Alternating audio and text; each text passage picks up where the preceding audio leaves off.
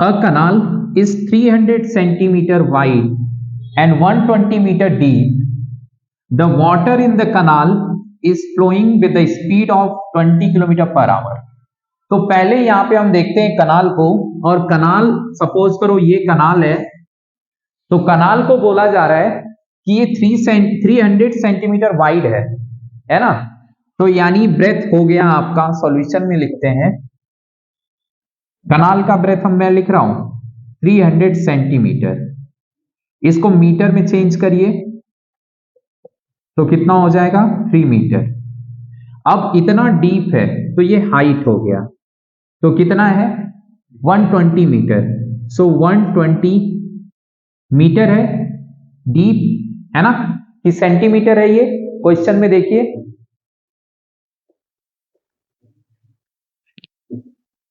ये भी सेंटीमीटर है, ये भी क्या है सेंटीमीटर, ठीक है।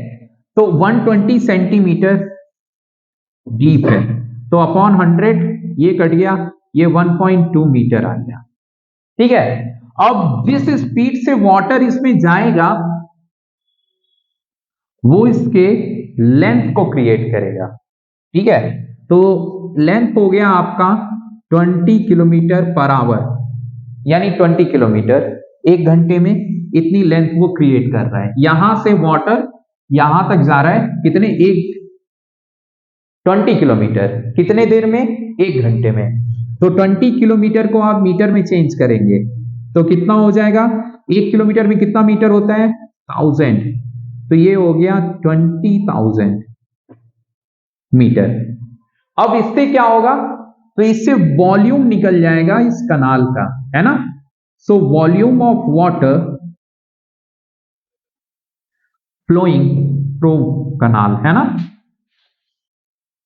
इन कनाल कितना है 1 घंटे में 1 आवर। तो ये हो जाएगा L into b into h. कितना हो गया ये 3 इंटू 1.2 इंटू 20,000, यही हुआ ना, समझ में आया। तो ये हो जाएगा 36, ये पॉइंट से 1 0 खत्म, और ये 12 3 जा 36 2 जा 72, यही हुआ ना, और 3 0 लगा दीजिए आप। ये क्या हो गया मीटर क्यूब हो गया, क्या हो गया मीटर क्यूब, ये वॉल्यूम हो गया। अब देखिए ये जो वॉल्यूम है ये 1 घंटे का है, तो 20 मिनट्स का कितना होगा, तो हम लिखेंगे फॉर 20 मिनट्स ये हो जाएगा 72,000 इंटू 20/60।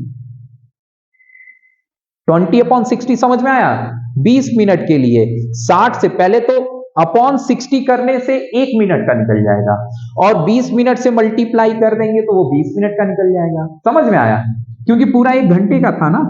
तो ये हो गया 0, और ये 6 से आप काटिए 10, और ये कितना हुआ 3, और 3 से इसको आप काटिए कितनी टाइम्स में, 3 2 जा 6, 3 4 जा 12, और ये 00 आप लगाइए, और ये 1 0 और आ गया, तो 24,000 हो गया। समझ में आया, यहीं पे रहने दीजिए, ये अलग है। तो ये 24,000 हो गया।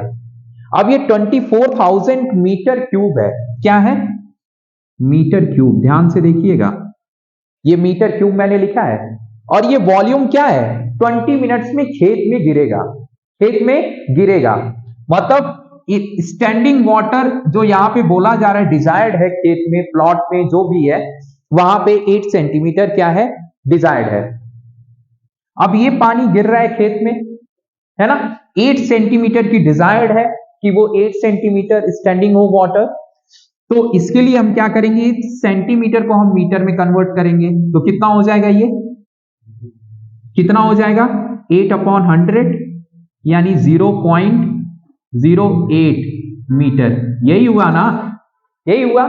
अब ये हाइट है, हाइट इंटू एरिया अगर मैं करूं, है ना, तो ये क्या होगा अपना वॉल्यूम होगा, क्योंकि एरिया क्या लिखते हो आप L इंटू बी, और इंटू एच करने से ये पूरा वॉल्यूम बन जाता है। तो volume of required water in a plot, और ये वाटर क्या हो रहा है, गिर रहा है, यही तो आ रहा है खेत में, इक्वल टू दिस वाटर, ये 24,000। समझ में आया?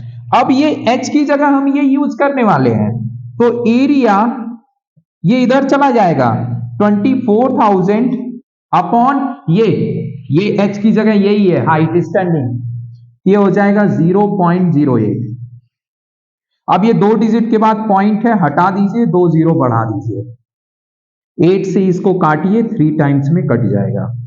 अब ये आ गया 3, और ये कितने जीरो है, 5, यही है ना, 2 2 4 1 5, ठीक है, यही है।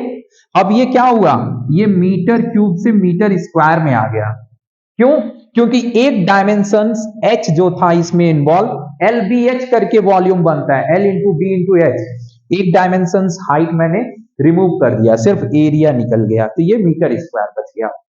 अब इसको हम हेक्टेयर में चेंज करेंगे।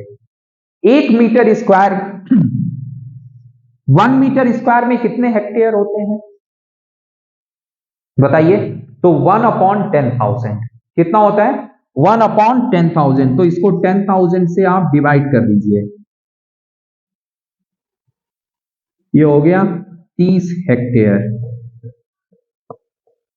ये प्लॉट है, मतलब 30 हेक्टेयर एरिया में क्या होगा, 8 सेंटीमीटर तक पानी स्टैंडिंग रहेगा और फैला होगा।